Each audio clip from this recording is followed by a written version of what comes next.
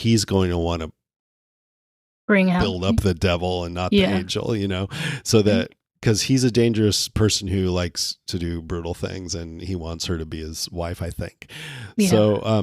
So then I'm like, what about that woman? I keep thinking, what about that woman who was in his bed the first Yeah. episode? And I looked it up and I didn't realize it, but I guess that was the same woman who gave Andrea and Michonne the tour of the town when they got there. Her name is Rowan. Oh, okay. That's what I read. And I don't then know. she doesn't really show up again, I don't think. So was that just an affair? And what was the point of that? I feel like we're missing something, or maybe they changed their mind in what they were going to do with the story or something. Well, later on, I think in the next episode, not to give away too much, but or step It's on any okay. toes, but like Michonne calls him a Jim Jones type. And so like, cult leaders are so magnetic that like all people will flock to them, and he can have his choice of which women he wants to sleep with. And maybe Right. he's sleeping with multiple people, not just Andrea. So I mean, yeah, it feels like an anomaly because we don't see him, as far as I know, sleeping with anyone else. And it does seem to me that he wants Andrea to be his partner, but maybe I'm barking up the wrong tree there, or maybe it's both, maybe he wants that with Andrea, but he also wants to just be able to sleep around. I don't know. I hope we're forgetting something and there's more about that. But then anyway, so I'm thinking to myself, given all that, do I blame Andrea at this point? And I kind of do now. She's going for the bad boy. Her super ego is telling her, no, I don't like brutality as entertainment, but her id is saying, yes, I love it. And so on one level at this point, she knows the governor isn't good for her, but she's thrilled by him. So she goes for it. And I do feel critical of her, at least not thinking, wow, Michonne really didn't like this guy. So now I'm seeing some red flags. Shouldn't I be really thoughtful and considerate about this? But instead she goes to bed with him, and you can tell she's just jumping in with both feet, It's willful ignorance on her part. She's letting herself be a fool. I mean, like you said, her head is telling her one thing, but her emotions are telling her another. Yeah. And we've all been there, most of us, where we've gone with the wrong people because of how we feel. Yeah. I'm just saying, so I do understand it. And who knows, maybe I would be doing the same thing if I was her. But I also think the stakes are so high here. It's life or death, and your friend was so against this guy that you would think that at least that would make you not just be like, be more alert. Yeah, just be more alert. Yeah. Yeah, I went back to watch episode 3, the Woodbury episode, and there's a point where she confronts Michonne and says, I don't know anything about you. You haven't told me anything about your background. So at least like people are opening up to her in Woodbury, I guess, because they're talking about the governor, how he wasn't like particularly proud of his car or his status or his dog or whatever. So they're exchanging stories about themselves, and at least like that pulls her in to feel more familiarity and stability with somebody. Maybe. I don't know. Yeah, I mean, he's really luring her in for sure, making her feel special, opening up to her, at least she thinks he is. Yeah. And even with the governor giving red flags, like Woodbury is a visual reminder of something nostalgic and something familiar. And people pay a lot for nostalgia these days, or people pay a high premium for safety and normalcy. Oh, yeah. So I mean, I always think of Woodbury as sort of a metaphor for America, where we're in such comfort, such levels of comfort, and that we have to have the biggest military in the world who are willing to commit a lot of violence in order to keep us safe. And there's a cynical look at that, but I mean, it's also just like, if we don't have that, then we can't have society the way it is now. So anyway. All right, what else? Should we move on to Merle and Michonne? Sure. I don't actually have any points about that, so I'm interested to hear what you have to say. Yeah, I mean, I don't have a, I mean, I just, it was kind of more of the thrilling part of the episode, and it was. Yeah, the I action part. thought, yeah, I mean, the way that Michonne just came down and chopped the dude's head off, I was like, holy cow, I didn't remember that. Yeah. I didn't remember she did that. And I thought, wow, I guess she knows that they're there to kill her. It's a bit of an assumption, but why else would they be there? I mean, she's just gone on instinct this whole time. She's never had any hard evidence, but I Hmm. guess it's like, yeah, why? Because, what she did know is that when her and Andrea went to the gate and asked to leave, and Merle said no and started him and hawing around, and then he talked to Martinez, and then they opened the gate. And I was sort of jokingly saying, what did they say? And it was like, yeah, let her go and then go kill her. And that is probably exactly Yeah, what he did say. I It think looks so like, too. you know, Yeah. and maybe Michonne kind of figured that out. And then, I mean, I read in the wiki Hmm. that at one point someone asked Robert Kirkman why the governor sent Merle and his gang to hunt down Michonne. And he said, the governor's been a leader in Woodbury for such a long time. He's maintained the status quo. And I think the way he's done that is by not really letting any loose ends dangle out there. Hmm. Getting rid of the National Guard platoon, that was a situation where there was a group of people that could question his leadership or show an alternative to the people of Woodbury. And the idea that Michonne would be out there knowing about Woodbury and would be able to tell someone about it and possibly bring other people there is something he just couldn't allow to happen. What I think is interesting about that is it's the exact same reason why Rick and Shane were going to kill Randall. Oh, yeah, true. You know? Yeah. Well, the whole time that answers one of my questions because like I even up to season 4, like I didn't really know what the governor's MO was. Like, does he just want Mhm. total control of the region or I don't, He's hard to figure out. yeah, because like he's bulldozing his own place later on. I don't want to give too much away, but it's a rewatch, so I don't know. No, you can. Yeah, it's okay to say spoilers. Okay. Yeah, I mean, well, I mean, at that point, I He went think once crazy. Yeah. Penny dies, once Michonne kills Penny, his whole purpose changes. His purpose True. now, I think, is to create the as much of the old world as he can and bring Penny back into it. But then when she Hmm. dies, it's like I want to kill Michonne. Mm, That's it. yeah. Good You know. point. Yeah. I think all the parts with Merle, I think, is makes his choice to go with Daryl later on more. It makes sense because he's willing to lie to the governor here. So it just shows that Merle's in it for himself and he's in it for caring for Daryl. So um he's not loyal to the governor as much as we think he is. Yeah. Yeah, I think that's second priority. I think it is a priority, but it's not his top priority. Yeah.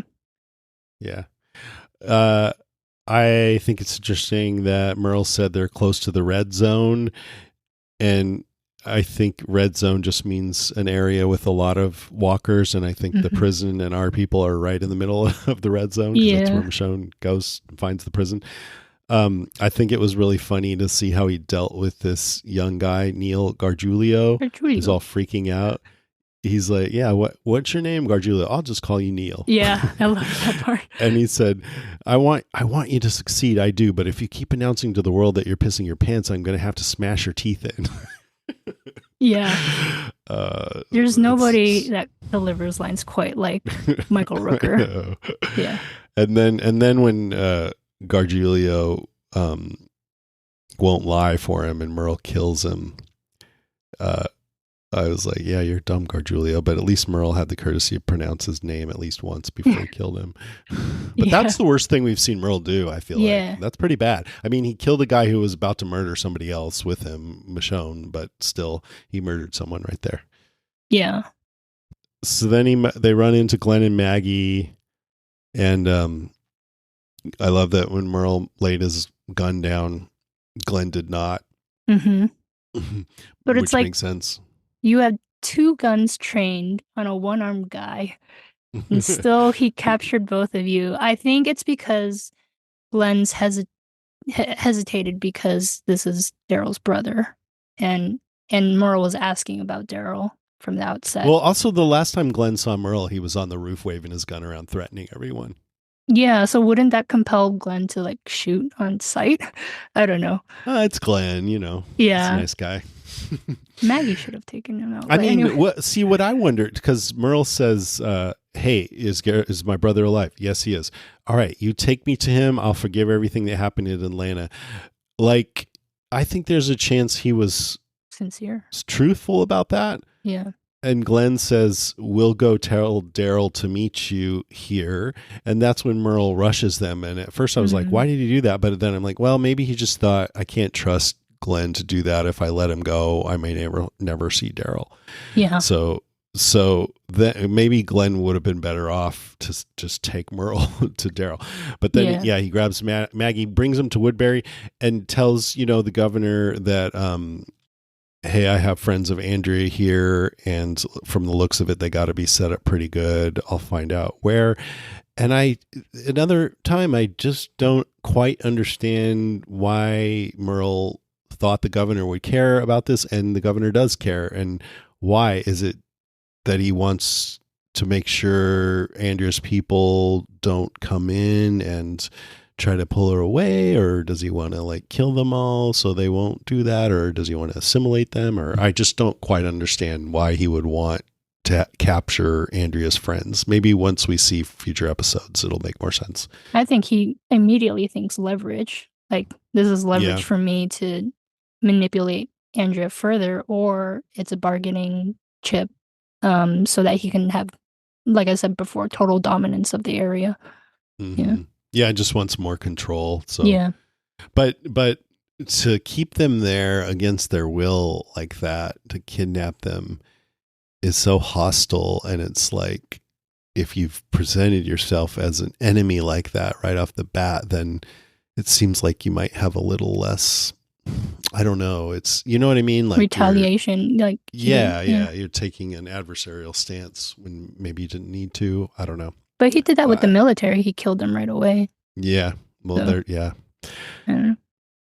And then just the end of this, since it's kind of about Michonne too, is that when she shows up at the prisoner fence and Rick sees her there, and now, even though it probably wasn't intended, that just takes on a lot more meaning, right? Because it seems like Yeah. he's almost like, ooh, hottie, In the next episode, you'll see him giving her a once over. But yeah. Yeah. Yeah. So look Yeah, out maybe for they that. did. That's interesting. Yeah. I don't understand the complaints like halfway through the series. Like, people were like, they have no chemistry. It doesn't make sense that Rick and Michonne got together. But you see them threading this like through the whole Yeah. series. Yeah. So Totally. Yeah. I always think they had chemistry, and at times it could be subtle, but Rick is a subtle guy about that kind of thing. So would Michonne be, but they both are similar in a lot of right. ways. And yeah, they just have this respect, and it didn't, I was rooting for them to get together. Yeah. And, I think the whole point of the Glenn and Maggie scene as well, not just so Merle can meet up with them and kidnap them, was so Michonne hears them talking about the prison, so she knows where to go. Because I think Yeah. Maggie's like, get that duck for a child growing up in the prison needs a stuffed animal like that. Right. Yeah, That's why Michonne's like behind the thing watching. And then when she gets there, she can tell yeah, Rick and everyone that their friends are kidnapped. yeah.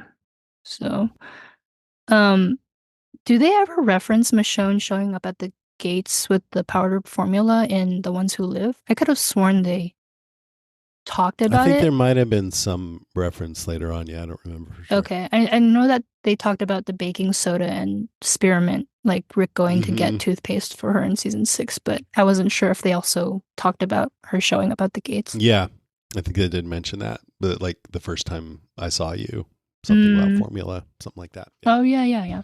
Cool. All right. I don't have any more points. I just have notes. What about you? I have another point, my last point, kind of like how we have this scene that's iconic with Michonne at the gates of the prison. This episode debuts an iconic sonic track, a music track. Just like there is an iconic scene with Michonne at the gates, this episode debuts the iconic track when Rick finally holds Judith. Mm. and Bear McCreary titled it A Return to Compassion. And um it returns again and again throughout the series. So I thought it was cool to give some examples of this leitmotif.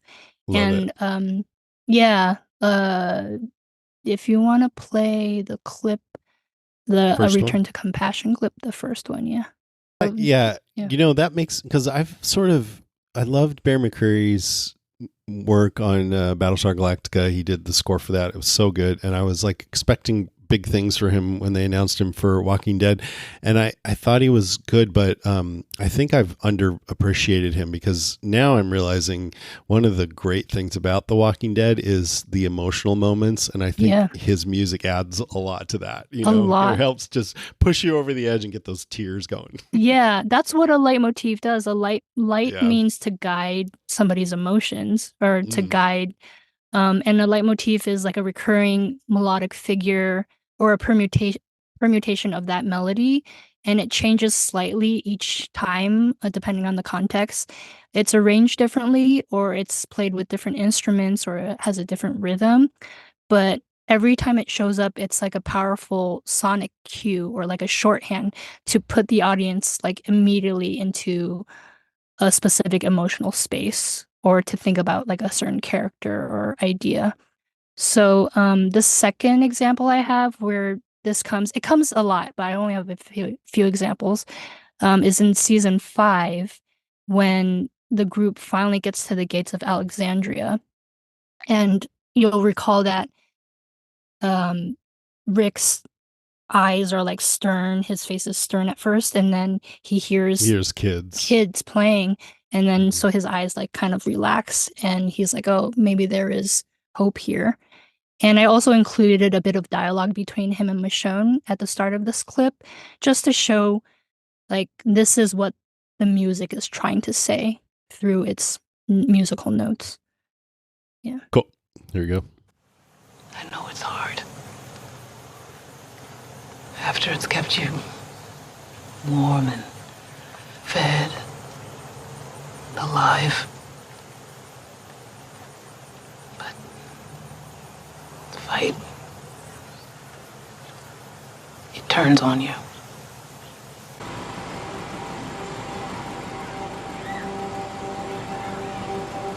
So you can hear the kids.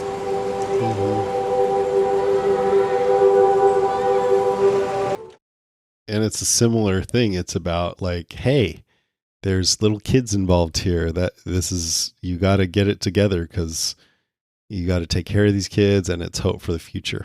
Yeah, exactly. But the sad part is when Negan firebombed Alexandria, all those kids died. But otherwise, no, I'm just kidding. Just kidding.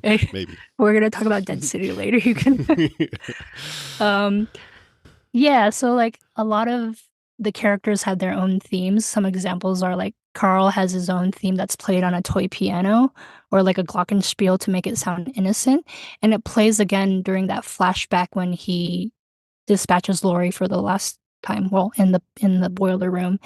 Mhm. And he has that flashback where Rick says, I'm gonna die, Mom. And I think his theme plays to hammer home that about his innocence that once was, and now he's lost that innocence. He's forced to grow up. Um, Glenn and Maggie also have their own theme that's played right before they have pharmacy sexy times, and it also reoccurs when Glenn proposes to Maggie. That's so funny. And then the last example is like Negan has his own theme. It's like echoing and foreboding. So the music tells us like right away that about Negan's dominance even before he opens his mouth or like makes any Mhm. gestures. Um, so you'll hear that this return to compassion throughout the series, and it played prominently in the series finale. So this Mm. is the last example, or I have like the basic. I think there's a clip that says like the basic Basic notes. melodic figure. Yeah, so listen for this basic melodic figure.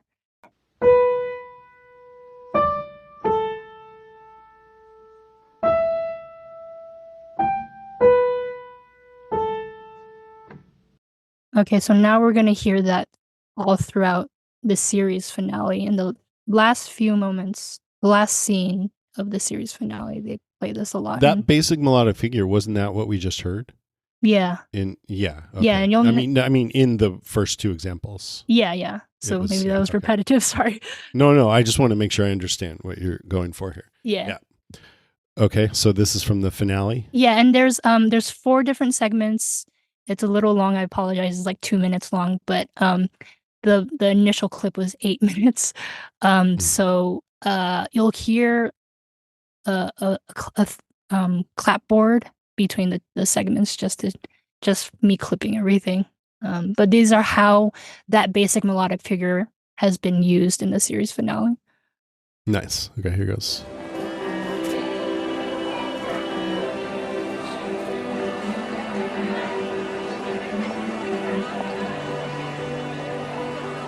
You hear it? Mm-hmm.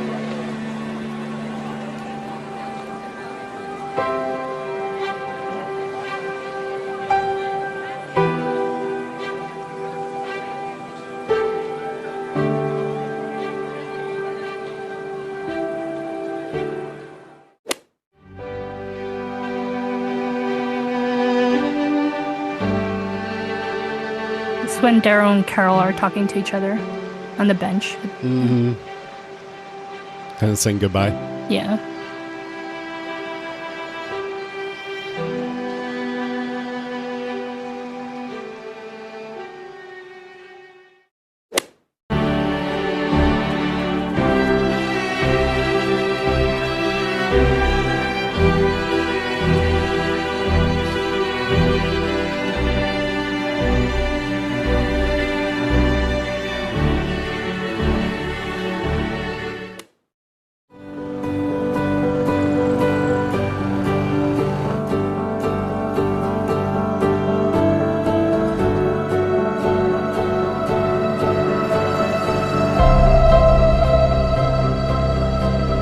So good.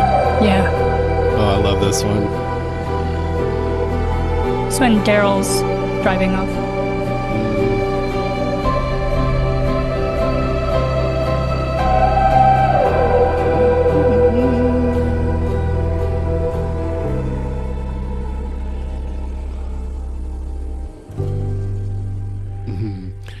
I felt like I was listening to some really like soulful music and then getting slapped in between each time. Sorry.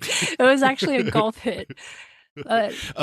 Yeah, that just makes me realize I'm really glad you brought this up because I didn't realize that music was carried forward from this early in the series, and it makes me really happy that it was. I don't even know how much Bear McCreary was involved towards the end. I know other composers, Sam came Ewing, in, but yeah, but I'm sure they carried forward.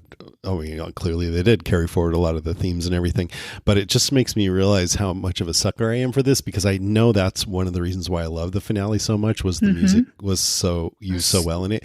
And I think a lot of times a very skilled composer will put in music that you don't even notice necessarily. Yeah. You just feel it. While other times it feels, I mean, it has to do with the writing being good too, and you actually caring about the characters. Because when they're trying to force you to feel something that's not really there, then it's like intrusive and cheesy. But when you're just feeling it and it all works really well together, like I think it does here, then it's awesome. Well, that's why it wouldn't have been as good without the music. No way. Yeah, that's why leitmotifs work because they are supposed to like be subconscious and like subtly make you think about something or evoke something. It's interesting that you bring up Sam Ewing, who kind of took over for Barry McCreary, or at least wrote with him towards the end of the series.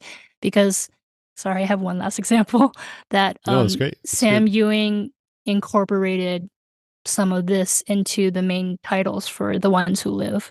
And you'll hear you'll hear the first half of the main titles. It's mixed differently. There's a different like mood to it, but it's the same melodic figure. Yeah. Okay, here goes.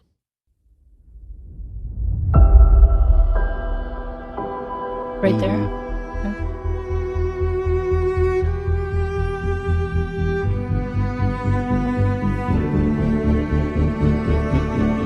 I think that's where it ends.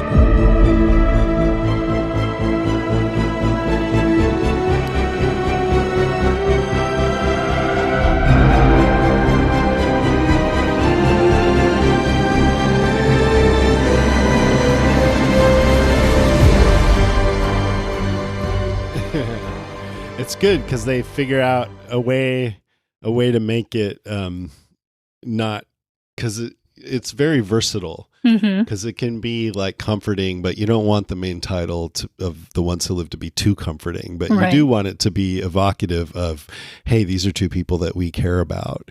And it's a little bit bittersweet, but also it's exciting and big, and so they can really play with it. Yeah, I love that it like echoes stuff in the main series, and it's just like, this is just an extension of, obviously a spin-off of the main series. Yeah. I mean, it would be cool to do more of this sometime with Negan's theme, like you were saying, or the Glenn and Maggie Let's Get Busy theme or whatever. Yeah. I would love now I'm curious to do that. I would love to delve into more of the music. That'd be awesome. Yeah. Great. Come back and do it. Yeah. Okay, let me see before we move on if I have any notes that are all that interesting. Michonne figures out the guts thing on her own just because she was all bloody. Yeah. I thought that was worth noting. And then I love that Oscar finds some slippers and says, "Oh, that's what I'm talking about." And Daryl goes, "What the hell you need a slipper for?" At the end of the day, relaxing. Yeah. It's like, duh. That's a kind of like Only on the Walking Dead thing too. It's so funny. It's endearing. Do you have any notes? I don't have any notes. I think we basically covered everything. I do have one thing about Rick and the telephone again, but I don't know if we want to go back to that. So. No, yeah, if you want to talk about it, go ahead. So Herschel says to Rick, "I know that you want to get away from here, but there's nowhere else to go." And I think Herschel may be talking about a physical shelter, but from all the voices on the phone, Amy, Jim, Jackie, and even Lori, they're saying that it's okay where they are. They're safer where they are. There are no attacks, like you said, no turns, no one's gone crazy. Is it because Rick's subconscious is contemplating how death is the only safety, the only release, and that death is the only like inevitable haven for him? I'm not trying to champion suicide or anything at all, but I think it's a peek into Rick's mind since he's overcome by grief at this moment. And is it like him thinking, they're all away from death, and at least those people are away from death and destruction right now. And it just shows like everybody at the prison right now has to like really, really consciously choose to live. Yeah. Yeah.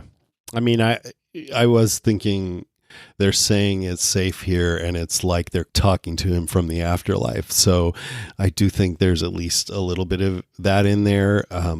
I personally think it's more about hearing from his failures of keeping people safe. And I think there's a lot, it's more complicated than just that, but I think that's in there too. The whole like possibility of maybe we should just give up and rest in peace. Yeah. Well, they make that point with Tyrese's character later, I think. About what? It's okay to give up. Oh, yeah. It's okay to give in to death. Yeah.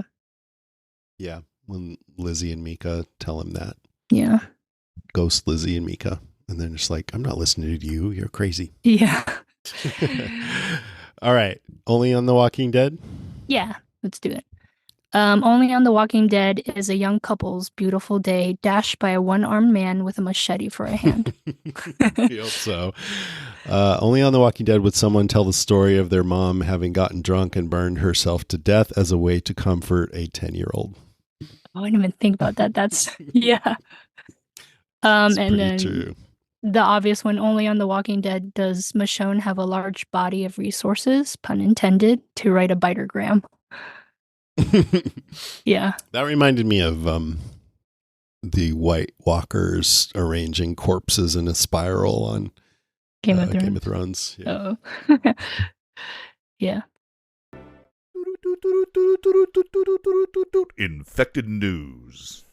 All right, time for some news. Not much, but we already mentioned that Daryl or Carol Daryl show has been renewed for season 3 and will be in Spain. And there's a couple of quotes from Norman Reedus, Melissa McBride talking about the show. Norman Reedus says, "I couldn't be more thrilled to announce a 3rd season and to be working side by side with a brilliant Melissa McBride.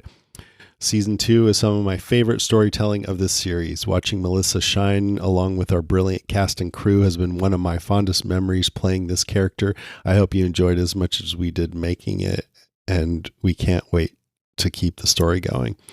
So I just like that he's talking about Melissa. Yeah. Now she's going to be in it. The book And she of said, Carol. yeah, she said, "I'm really happy. I'm really appreciating the new challenges for Daryl and Carol being so far from all they've ever known, what it means for them, what it brings for each of them, apart and together. There's still so much ahead to unpack in France for the coming season 2 and a breathtaking finale." Mm. Okay, let's move on to Lister Moans, Groans, and Grunts. Click, click. I'm a zombie guy. Okay. Beth Pieri says, "I'm happy we're doing the rewatch. I had forgotten about the story of Daryl's mom. So glad Daryl gets Carol back. Daryl carrying Carol, Rick carrying Judith, and Michonne at the gate. 3 amazing women." Yeah. Yeah. Daryl carrying Carol. We didn't really talk about that, but I thought that was really sweet. Mm-hmm.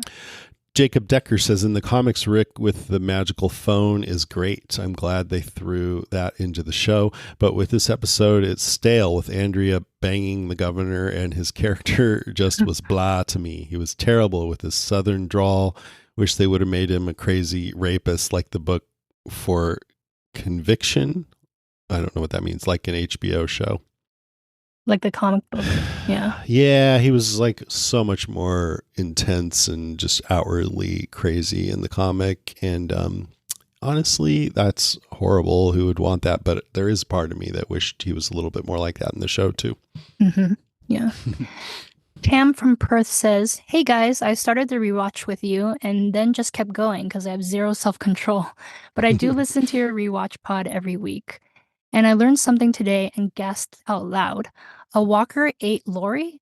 I mean, that would have been cool to watch, but I just assumed they buried her. Or did I just hear you wrong?"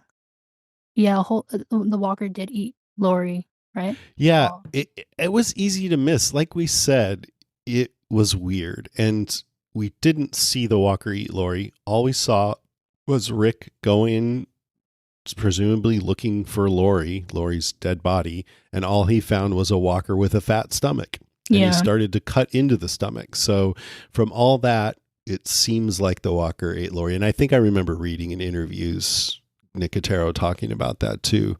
So we're pretty sure that's what happened, but it was kind of hard to tell, and I could totally understand just kind of casually watching the show and not even catching that. Mm-hmm. Yeah. Is it my turn? Where am I? Call Where are from we? Steve Brown. Oh, okay. Thanks. Live Steve. All right. Here's a call from Steve Brown. Hello, Walking Dead cast. This is Steve, and this is going to be for The Walking Dead, Season 3, Episode 6, Hounded. And I guess Hounded means that they're hunting Michonne, right? And Michonne left him a message. Yep. Go back. And we pick up right with Rick on the phone with somebody. So Andrea does see the darker side of what the governor is doing with the arena, but she also accepts that it's kind of the way of the world. Oh, and we get the beginning of the 3 questions here with the person on the phone asking, how many people have you killed? Oh, Herschel telling Rick that he talked to Lori before she died, things that she wasn't able to tell him. Is that true? I don't remember. I guess it doesn't matter. I mean, whether it's true that she told him these things or not. I'm sure it was true. Ew, Walker guts all over Michonne. That Michonne Myrtle fight was good as quick as it was. Ow, a little bit of Daryl's backstory here, that his mom died smoking in bed. Ooh, the truth about the arena. Andrea liked the fights, but she didn't like that she liked them. Ooh, Myrtle just killed Gargiulio that easily. Wow. That's right, they ignored Michonne because she's still covered in the Walker guts. Ooh, more and more clues that about who he's talking to on the phone.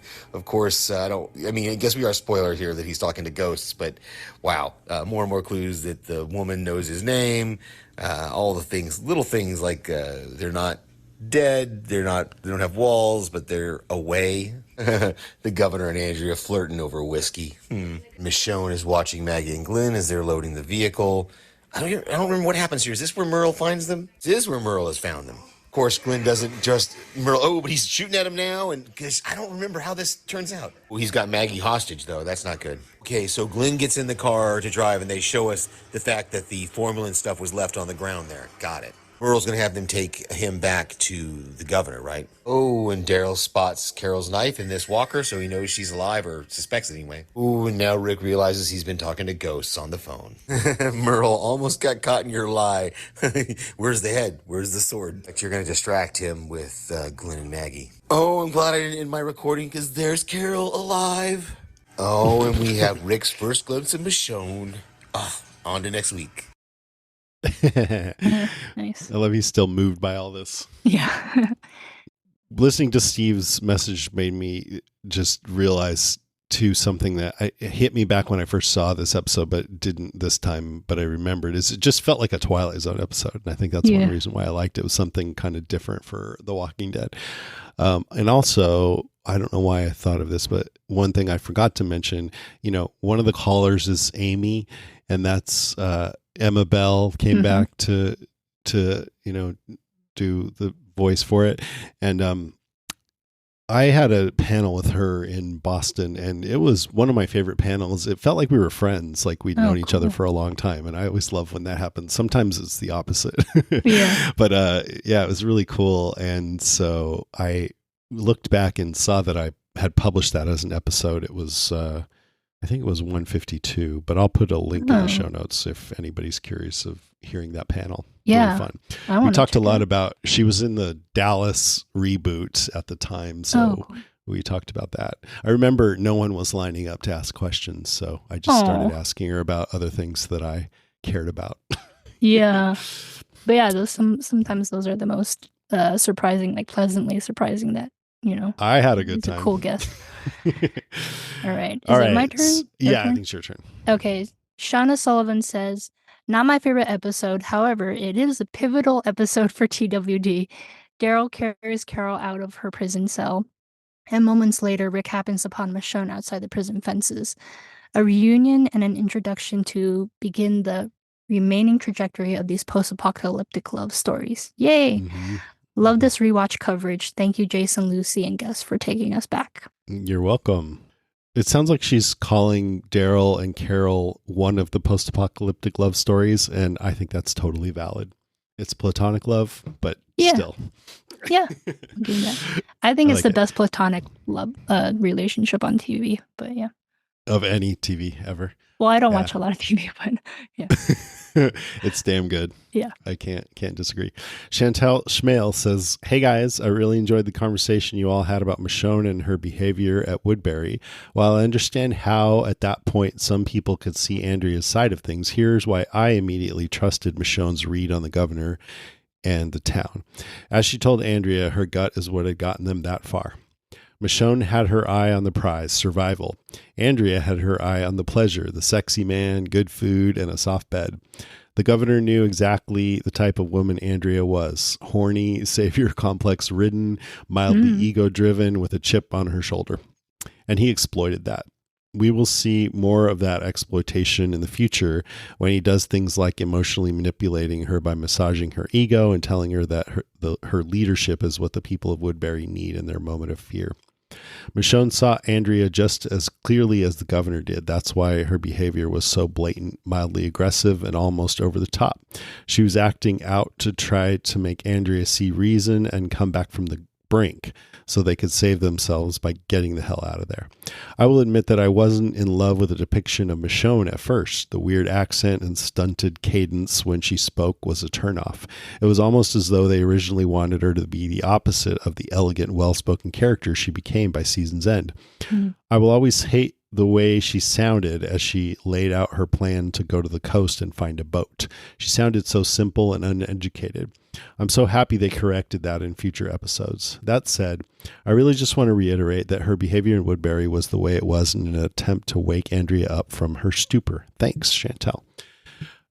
When I talked to Denai Guerrera early on after the season 3 mid-season finale, I remember, I should go back and listen to that interview, but I remember getting this sense that she always knew there was more to Michonne than just this sort of distrust and everything that we're seeing here, and that she couldn't wait for us to see it, and maybe that's just because she had already filmed the rest of season 3, and I think we already do start to see it later on. But I feel like the writers knew that too, and that this was just her first storyline, so this was one side of her that we were getting to see. But I think they knew that there was a lot more there. That's my sense of it anyway. Yeah, I agree with that. Yeah. Rachel Teal Edwards says, Daryl has been the highlight of these last 2 episodes, not just because he steps up as a leader, but also because of his growing character depth. I love the scene between him and Carl where we learn about Daryl's mother and get a glimpse into his childhood and trauma history. We don't learn much about his past throughout the series, but each time we do, it hits hard and gives us so much insight.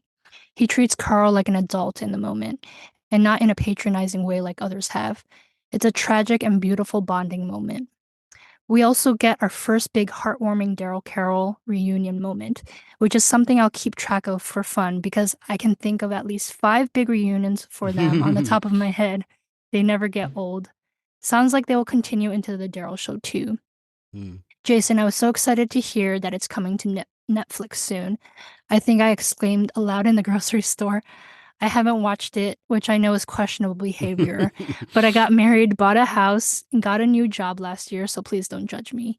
That's awesome. I'm not judging you. I'm excited Yeah. that excited. I'm totally judging you for not watching it, but no, I'm just kidding. But I'm excited that you're going to get to see it, and I am very curious to know what you think. So I hope you write in and let us know what you thought, or just write to me and let me know what you thought. Maybe you won't like it, but I think you will. We really did. Yeah, Rachel continues. She says, I was completely removed from the Walking Dead world, which surprises me because sometimes she gives the best insight from these good, rewatches. Yeah. Well, she got married, so she just took a break, but then she got back to it. She continues, both Dix and Boys are highlights of this episode, actually. We get to see how different they really are. They've been apart for almost a year and free to make their own choices. With Rick and the gang, Daryl has been free to blossom into his best self. And with the governor, Merle has been free to be his worst. That's a good way to put it. Yeah, good point. The true nature of each man is brought into full focus in this episode, and with the information about Daryl's mom, we can start to understand why he has been so easily influenced by his brother and feels such an attachment to him despite their differences. Rick has completely lost his mind, and Andy Lincoln plays insane so well. There's just no presence of mind whatsoever.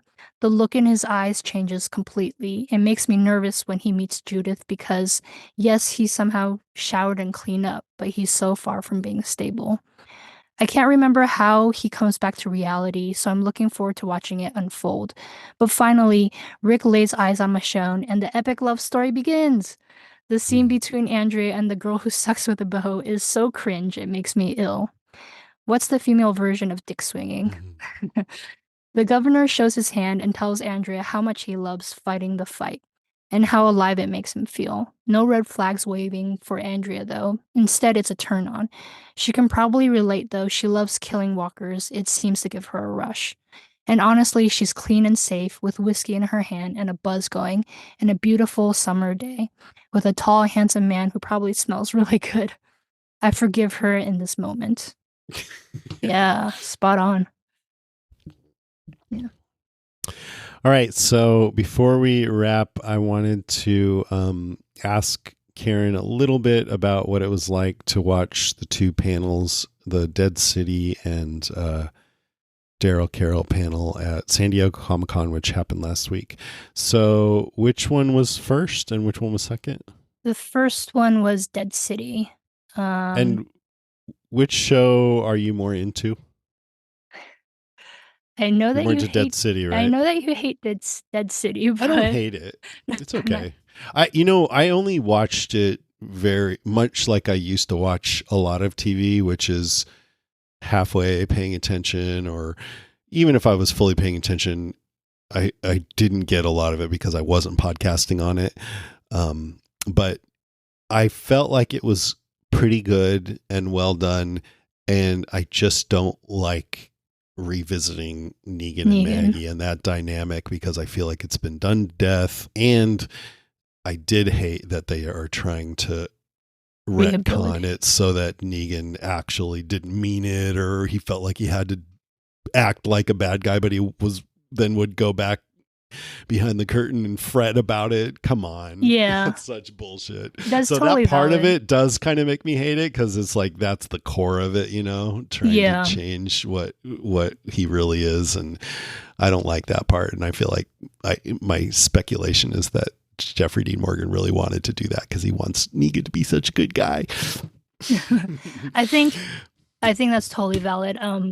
I think Eli Journet, the creator, totally writes in favor of Negan. And there are a lot of examples that I could point to, but it's going to take a long time. I just wish, if they would have, like, kind of in the comic, had him own up to everything, not just some things, but everything, like, especially how he treated women. He's never really owned up to that. Yeah. And then changed, then I would totally be on board with him being a hero. But since they've tried to say, no, he actually wasn't what you saw, then it's like, no. Yeah. I will say that there are elements of each of these series that I take issue with, and there are elements that I love so much, especially with Carol returning. That's exciting, of course. That dynamic between Daryl and Carol is something that that's always kept me watching the main series, because that friendship and that relationship is so solid. It's like beyond romantic love. It's like, the special bond that they have that I'm really interested to see.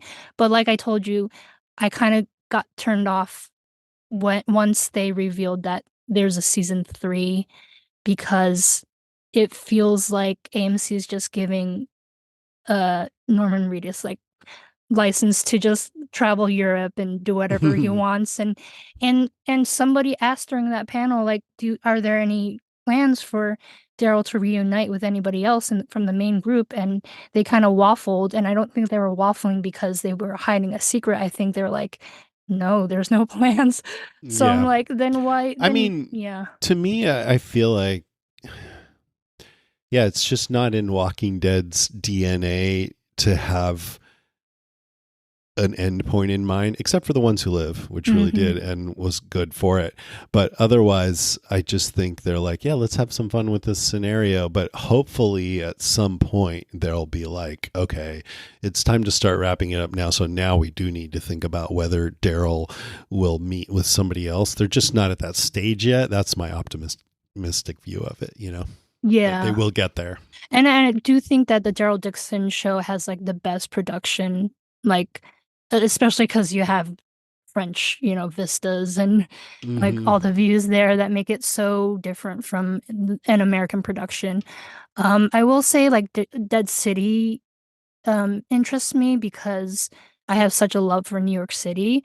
And so seeing how they reimagine things in the apocalypse in New York City kind of cool. It excites me, but also Maggie's one of my favorite characters, so I feel like really attached to her, and that's probably why I'm a little more invested in Dead City than I am in the other ones. Yeah. And I like her character too. Yeah. So, did you learn? It seemed like the only like solid and non-spoilery news that came out, relatively non-spoiler, is that Daryl's continue on for season 3. Did any details or insights about the shows other than that stand out to you? I think it's on YouTube, right? Because the panel is already on YouTube. And this might be spoilery, but Norman did mention something about the old crew came back to do a segment about about the main show, about The Walking Dead. Oh, like a flashback or something? No, not like the way I interpret it is like, like the E.T. True Hollywood story or something, but like without the salacious, like secretive part. I think they all came back to do like a retrospective of it, because he was talking about how he saw a bunch of old crew members and how they were interviewed to like talk about the show. So it's not going to actually be on the show, but more like they'll show them being interviewed or something. I think so. I think it's like a special, That's cool. that might come out, or I might be reading it totally wrong. But he like looked around to Greg and to David Zabel, the creator. He's like, "Are we allowed to say that?" Well, Yeah. whatever. I already said it. So hopefully it's he like a does that. special Walking Dead thing retrospective that's coming out. Did Melissa seem nervous? She did. I was a little bummed that like she didn't speak that much, but I know that she's like super introverted and doesn't Yeah. like going to those big She's events. anxious. Yeah. Yeah, like at Walker Stalker, she didn't. She Yeah. did a couple panels, but she never wanted to, and she eventually stopped doing them. Yeah. I never got to. She's the white whale. Interview her. I know. I wish I could. It'd be Yeah. fun. I'm nice. So, what was the general feeling? Did it seem like people were excited? I guess it was like hardcore Walking Dead fans there. Was it Yeah. like full audience? I was told it wasn't as full as it used to be. You know, at the height of The Walking Dead, obviously, Hall H was full. 6,500 people fit in there. And I got in at 10:30, so I sat through the Doctor Who panel and the Rings of Power panel, and then it got to Dead City. So each time they change panels, they don't clear out the rooms, but each time I like snaked up to the front. So, yeah, the woman that I sat next to, we just chatted, and she's like, none of my friends wanted to come to this panel, but I still love the main show so much that I wanted to be here. And then there's like a consensus that the spin-offs aren't as good as the main show, but people are still so invested in these characters that they wanted to see. And the actors. I think the cast is, you know, some of my favorite cast out of all the TV shows that I watch. So yeah, people were still pretty hardcore. Like, yeah, like I don't know if like, you know, we talked about how I'm not as big a fan of Dead City, but as far as The Ones Who Live and the Daryl Show, I don't know if I would say they're as good as the main show, yeah, but I really like them a lot. yeah, I think they're great. it fits a Walking Dead hole. Yeah. Yeah, and they're good. I mean, I don't like Fear the Walking Dead at all. I thought Tales from the Walking Dead was pretty good. I thought World Beyond was okay, pretty good at times. But the Daryl Show and The Ones Who Live, I think, are pretty great, even though maybe they're not as good as. So, you know, they're not all equal, but I think they're damn good shows, personally. I know it's all subjective, but relative to everything else that's out there, they're still pretty good. Yeah. I will say my main takeaway is that Lauren Cohan is like super excited for season 2. Like I've never seen her this energized and excited at a panel. And just like, you know, once Stephen Young left the show, it looked like there was some kind of energy that left her, and she was just there at the panels and kind of sad. That's just my reading of it. I don't know if that's actually what's going on. But like here, maybe you were projecting. Probably, I think so too. But like, I feel like she was like super excited to talk about it, and she said in an interview in San Diego that like it's the most excited she's ever been on any TV series that she's done. And usually I would chalk that up to just like hype and like marketing, but I feel like she's sincere about it. And she said like, because she directs one of the episodes this year, and she said it was so fulfilling for her that you could leave everything and not even air the show, and she would be fulfilled for the work that they put in. Interesting. Yeah. Well, I mean, the plan is for Ben to come back and host the podcast when Dead City season 2 finally comes out, and I presume he'll do rotating guest hosts again. And the best thing would be if I'm sitting at home going, damn, why did I let Ben do that? I wish I was on the podcast. So I'm definitely going to be watching. I hope that happens too. Let's see what makes her so excited. Yeah.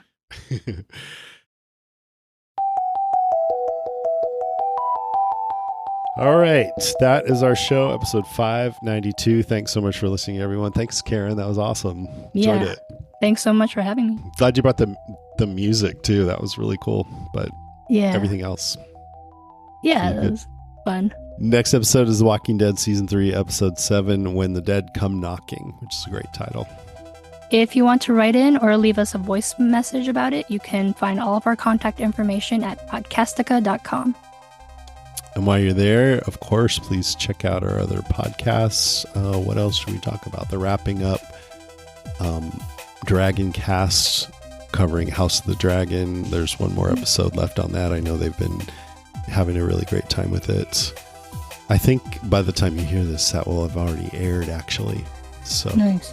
Yeah. you should go listen. Are they doing Rings of Power, Penny and Unwin? Is that Yeah, starting I up? think they did an episode getting ready for the season, and yeah, they're totally going to be podcasting about the whole thing. And I think there was a trailer out recently that Anwin was excited about.